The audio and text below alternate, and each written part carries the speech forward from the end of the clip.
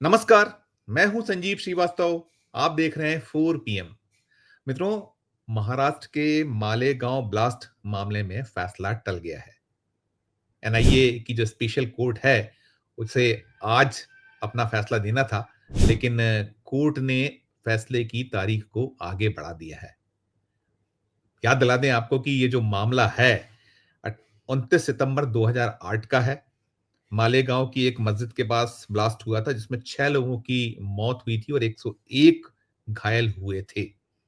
इस पूरे मामले में अलग-अलग तरीके से जो अदालतों में मामले चलते रहे और फाइनली अभी जब ये एनआईए की अदालत में चल रहा है, स्पेशल कोर्ट में चल रहा है, तो इस जो जांच एजेंसी है, उस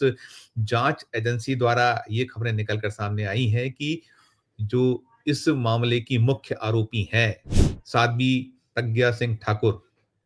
वे एक उस दौर में जो हिंदुत्व की पैरोकारी करने वाली एक संगठन, एक उसका अगुवाई किया करती थीं और बाद में वे भोपाल की सांसद हुईं भारतीय जनता पार्टी के टिकट पर। दिग्विजय सिंह जैसे बड़े नेता को उन्होंने जबरदस्त मार्जिन से हराया था और वो इसके बाद बेहद-बेहद सुर्खियों में रही थीं और ये जो मामला है, ये मसला है, ये लगातार उनकी एक गले का हार बना हुआ था, बना हुआ है। अब आज जो फैसला आना था, उसमें मुख्य आरोपी सहित ये जो साध्वी प्रज्ञा सिंह ठाकुर इनके सहित जो भी आरोपी हैं, सब कोर्ट में पहुँचे हुए थे। उनके जो इंतज़ार यही था कि जो ख़ासकर जब से ये खबर निकल कर आई कि फांसी की सज़ा माँगी गई है, जो जाँच एजेंसी है उसके द्वारा, तो तब से ही जो इस ब्लास्ट में मारे गए आरोप जो लोग थे, उनके जो परिजन हैं, वो एक टकटकी लगाए इस पूरे मसले पर कोर्ट की ओर देख रहे हैं। कोर्ट से उन्हें न्याय की आशा, उम्मीद बनी हुई है और फैसला तो आना है, लेकिन आज फैसला नहीं हो सका है और जो ये स्पेशल कोर्ट है, एनआईए की स्पेशल कोर्ट, इसने मुंबई हाई कोर्ट जो है उससे दोषियों को सज़ा सुनाने के लिए 31 जुलाई तक का समय माँगा। यानी आज 8 मई का दिन है और 8 मई से ये जो फैसला सुनाने की तारीख 31 जुलाई हो गई है, अब ये कह सकते हैं और जो वहाँ माननीय जज हैं, उन जज साहब ने ये दलील दी है कि करीब 1 लाख जो प्रश्न हैं, इस मामले में जो ये एक चार्जशीट पेश हुई है, तो उस चार्जशीट में 1 लाख पेजों को पढ़ पाना, उसको पूरी तरह से समझ पाना, उसके लिए समय है, तो निश्चित तौर पर जो इसमें समय मिल गया है, ये कह सकते हैं। लेकिन यहाँ जो अब निकल कर आया है, मैं भोपाल में हूँ, लेकिन मुंबई से जो सोर्सेज़ के हवाले से खबरें निकली हैं, जो सोशल मीडिया और मीडिया माध्यमों से सूचनाएँ हम तक पहुँची हैं, उसमें ये निकल कर आया है कि जो प्रज्ञा सिंह ठाकुर हैं, उन्होंने मीडिया से कहा है कि आज डिसीज़न होना था, ऐसा नहीं है। जज साहब ने तारीख दी थी, अगली तारीख में डिसीज़न होगा, ये तय है। ये उन्होंने कहा है बातचीत में अपनी और उन्होंने कहा है, जज साहब ने कहा है, इसमें 1 लाख से अधिक पेज हैं, बड़ा केस है, इसमें समय लगता है, किसी के साथ अन्याय नहीं होना चाहिए। ये प्रज्ञा सिंह ठाकुर कह रही हैं अपनी जो बातचीत है उसमें। उन्होंने कहा सबको न्याय मिले, अगली तारीख 31 जुलाई दी है, इसमें सभी को उपस्थित होना चाहिए। और जैसा कि प्रज्ञा सिंह ठाकुर इस पूरे मामले में पहले भी बहुत जमकर एटीएस पर बरसती रही हैं, तो उन्होंने आज फिर एटीएस को आड़े हाथों लिया है, निशाने पर लिया है और उन्होंने कहा है कि सत्यमेव जयते पर मेरा पूर्ण विश्वास है। जिस व्यक्ति पर आरोप लगता है, तो वो जानता है कि ईश्वर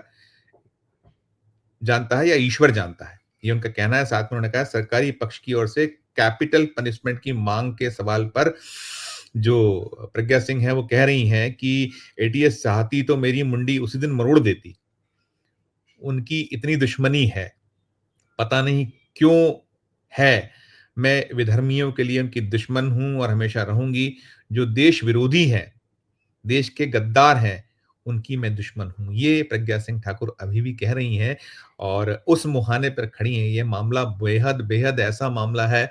जिसमें मैंने जैसे कहा कि उनकी बेहद-बेहद मुश्किलें इस मामले को लेकर बढ़ती थीं, बढ़ती हैं और बढ़ती रहीं और अब तो ये जो प्रकरण है बिल्कुल अंतिम छोर पर है, जो कोर्ट को फैसला सुनाना है। और उधर जो प्रज्ञा सिंह ठाकुर के वकील हैं जेपी मिश्रा, उन्होंने ये कहा है कि 19 अप्रैल को केस आर्गुमेंट से क्लोज हुआ है। कोर्ट ने आज 8 मई को केवल सभी आरोपियों को हाजिर रहने के लिए कहा था। ऐसा दावा ये जो साध्वी प्रज्ञा सिंह ठाकुर के वकील हैं मिस्टर मिश्रा वो कह रहे हैं और उन्होंने ये भी कहा है कि केवल सभी आरोपियों को हाजिर रहने के लिए कहा था, सभी ने हाजिरी लगाई, दीदी प्रज्ञा सिंह ठाकुर को लेकर कह रहे हैं भी मौजूद रहीं। अब 31 जुलाई को जजमेंट आएगा, कोई सभी सबूत हो या ना हो, जो प्रोसिक्यूट करता है वह कहता है कि सबको सजा दो, हम कहते हैं सबको छोड़ दो।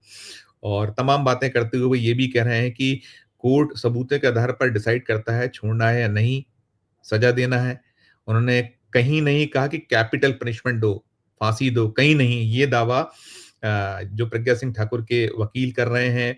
और 31 जुलाई को जब जजमेंट आएगा तो दुनिया को मालूम पड़ जाएगा कौन निर्दोष है और आरोपियों को कैसे फँसाया गया। ये दावा किया जा रहा है प्रज्ञा सिंह ठाकुर के एडवोकेट की ओर से और इस पूरे मामले में जैसे मैंने बताया कि ये मसला जो है 2008 का है और 2008 से निरंतर ये चलता रहा है जो कोर्ट में और जो नेशनल इन्वेस्टिगेशन एजेंसी